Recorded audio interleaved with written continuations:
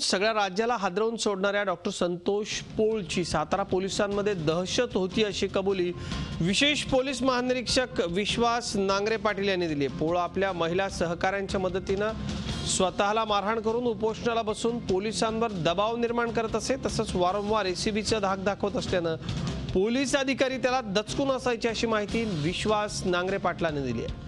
पोळ हा अत्यंत चलाख गुन्हेगार असून तो केवळ महिलांनाच टार्गेट करायचा। वाई तालुक्यामधल्या धोम गावचा रहिवासी असलेल्या पोळचा या हत्यांमागचा हेतू काय होता याची पोलीस कसून चौकशी करत असल्याची माहिती नांगरे पाटलांनी दिली आहे। तसंच वाई तालुक्यातल्या बेपत्ता प्रकरणांची नव्याने चौकशी करणार असल्याचं देखील नांगरे पाटील यांनी सांगितलं।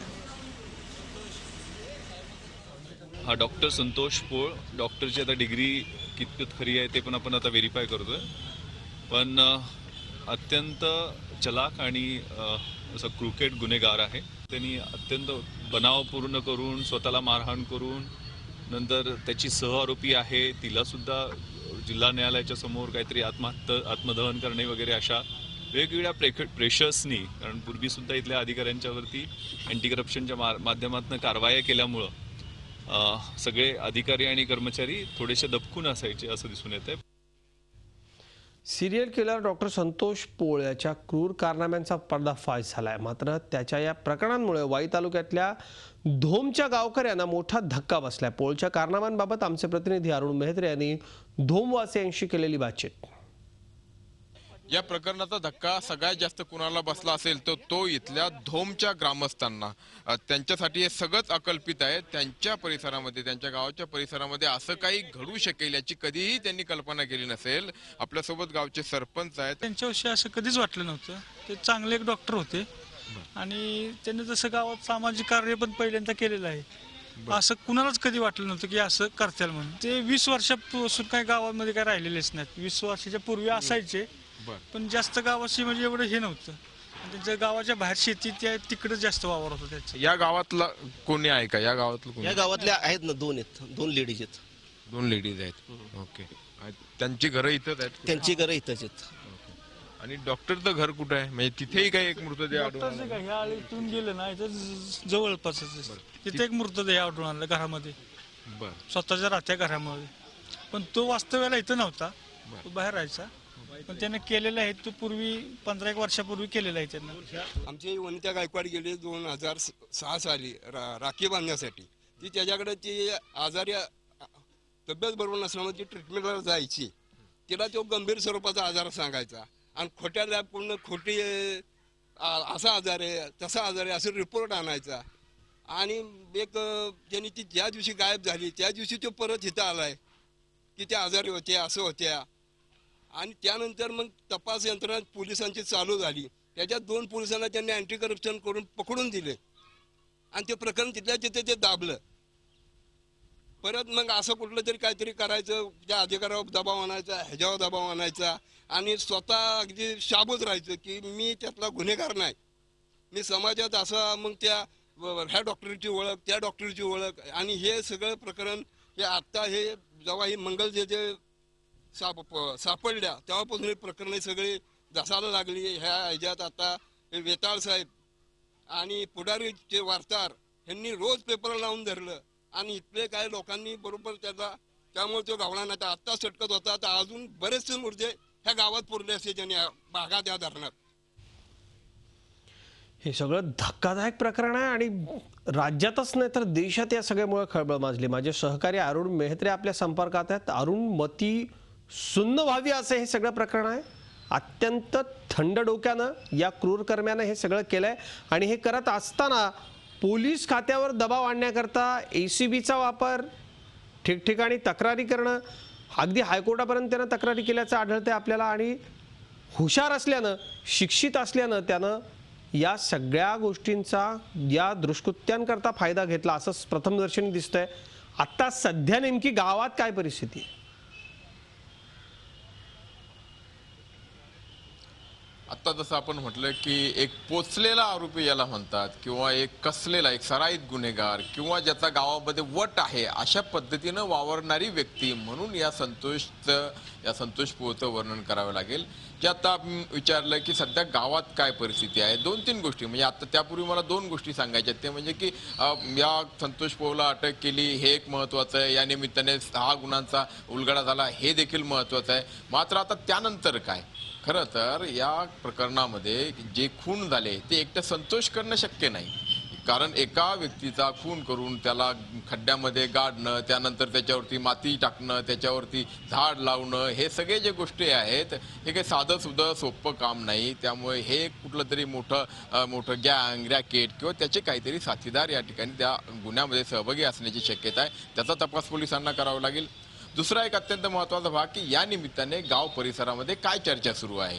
लोक असं म्हणतात की या परिसरामध्ये तो गेले 8-10 वर्षे एका हॉस्पिटलमध्ये कामाला होता, त्याच्याकडे डिग्री बनावट होती, मग तो कसा काम करत होता, त्याच्याकडे जर त्या हॉस्पिटलमध्ये काम करत असताना तो कुणाकुणाला भेटत होता, कुणाकुणाशी त्याचे संबंध होते, या सगळ्या गोष्टीचा तपास व्हायला पाहिजे. काही लोक असं सांगतायत की त्याच्याकडनं लोक कोणी पैसे घेत नव्हते, औषधं तो फुकट घ्यायचा, हे कसं शक्य होतं. तर ह्या सगळ्या गोष्टीचा पुढच्या काळामध्ये म्हणजे जे आपण म्हणतो की जे रेकॉर्डवरती नाही मात्र या निमित्ताने जी चर्चा सुरू झाली आहे ते देखील आता महत्त्वाचं आहे, त्याचा तपास व्हायला पाहिजे. आणि तिसरी महत्त्वाची गोष्ट म्हणजे की आता ह्या प्रकरणाचा उलगडा झाल्यानंतर की इतर जे काही मिसिंग केसेस आहेत या परिसरामधल्या, जे कोणी बेपत्ता झालेले लोक आहेत किंवा संशयास्पद मृत्यू ज्यांचा झाला आहे तर त्यांच्या बाबतीत देखील किंवा त्या प्रकरणात देखील संतोष पोळचा सहभाग होता का याचा देखील आता तपास करावा लागेल. आणि या सगळ्या अंगाने विचार केला तर हे प्रकरण एक छोटंसं नाही तर अत्यंत मोठं गंभीर प्रकरण असल्याचं आपल्या लक्षात येईल. आता जो प्रश्न आपण मला विचारला की इथलं आता वातावरण कसं आहे. दिवसभर इथे लोकांची गर्दी होती, मोठमोठे अधिकारी येऊन गेले, IG येऊन गेले, त्यांनी सगळ्या तपासाची माहिती दिली, घटनास्थळाची पाहणी केली. हे सगळं एका बाजूला घडत असताना या परिसरातल्या नागरिकांच्या मनामध्ये असलेली या परिसरातल्या लोकांना जो धक्का बसलेला आहे तो त्यांच्या चेहऱ्यावरती पदोपदी जाणवत होता. इथल्या लोकांच्या मनामध्ये संतोष पोळविषयीची संताप जो आहे तो देखील व्यक्त होत होता. आणि तिसरी महत्त्वाची गोष्ट म्हणजे की इतकी वर्ष म्हणजे 2003 मध्ये एक खून होतो, 2006 मध्ये दुसरा खून होतो, 2010 मध्ये खून होतो, 2015 मध्ये खून होतो, 2016 मध्ये खून होतो आणि इतकी वर्ष देखील या प्रकरणाचा उलगडा होत नाही. पोलिसांमध्ये ज्या तक्रारी दाखल झाल्या होत्या, बेपत्ता झालेल्या लोकांविषयी लोकांच्या बाबतीत ज्या तक्रारी दाखल होत्या त्यामध्ये संशय कुणावरती व्यक्त केला होता, या सगळ्या गोष्टी आता समोर यायला पाहिजे आणि त्याची चर्चा लोकांमध्ये सुरू होती. मग त्यावेळी जर त्यांनी संशय व्यक्त केला होता त्या तक्रारदारांनी तर आतापर्यंत त्याला का अटक झाली नाही. तर या सगळ्या गोष्टींनी भारलेलं वातावरण आज या वाई परिसरामध्ये होतं. खरं तर वाई हे गाव अतिशय छान छोटंसं निसर्ग संपन्न गाव, नदीच्या काठी असलेलं गाव, कृष्णा नदीच्या काठी असलेलं गाव, गणपतीचं मंदिर आहे, विद्वानांचं विचारवंतांचं गाव आहे, या ठिकाणचं वाचनालय खूप छान आहे. या सगळ्या गोष्टी किंवा कॅमेरे किंवा मीडिया या गावासाठी नवीन नाही, अनेक चित्रपटांचं शूटिंग वाई मात्र या सगळ्या गोष्टी कधी प्रकाशात आल्या नाहीत आणि आज नकारात्मक अर्थाने आज वाई हे लोकांसमोर आलेलं आहे. अगदी खरं आहे. वाई हे गाव एका वेगळ्या अर्थानं हादरलं आहे, पण आपण म्हणताय त्याप्रमाणे आणखी या घटनेचे जे पैलू आहेत किंवा या घटनेची जी पार्श्वभूमी आहे ती तपासणं महत्त्वाचं आहे आणि पोलीस तपासात ते पुढे येईल अशी अपेक्षा करूयात. धन्यवाद आपल्या या सविस्तर माहिती करता. साताऱ्यामधल्या या डॉक्टर संतोष पोळनं भुलीचं इंजेक्शन देऊन 6 जणांचा खून केल्याची माहिती समोर येते. या हत्याकांडामागे आर्थिक लाभ हे मुख्य कारण असल्याचं पोलीस तपासात निष्पन्न झालं. या प्रकरणी अनेक धक्कादायक खुलासे होत असल्यानं वाईकर सुन्न झालेत. सुरेखा चिकणे गृहिणी राहणार वडवली 20 मे 2003 पासून बेपत्ता. वनिता गायकवाड गृहिणी राहणार धोम 9 ऑगस्ट 2006 पासून गायब. जगाबाई पोळ गृहिणी राहणार धोम 15 ऑगस्ट 2010 पासून बेपत्ता. नथमल भंडारी व्यवसायानं सोनार राहणार वाई 7 डिसेंबर 2015 पासून गायब. सलमा शेख नर्स जानेवारी 2016 पासून बेपत्ता.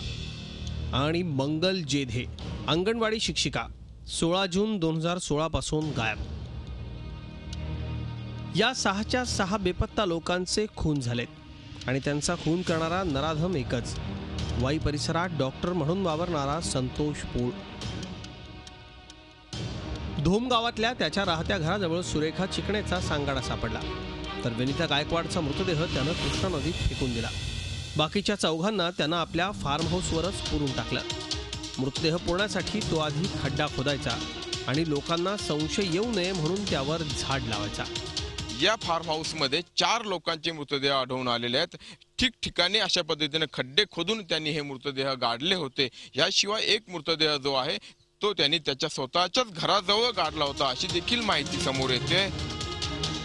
डॉक्टर संतोष पोळ हा थंड रक्ताचा सराईत गुन्हेगार असल्याचं उघड झालंय.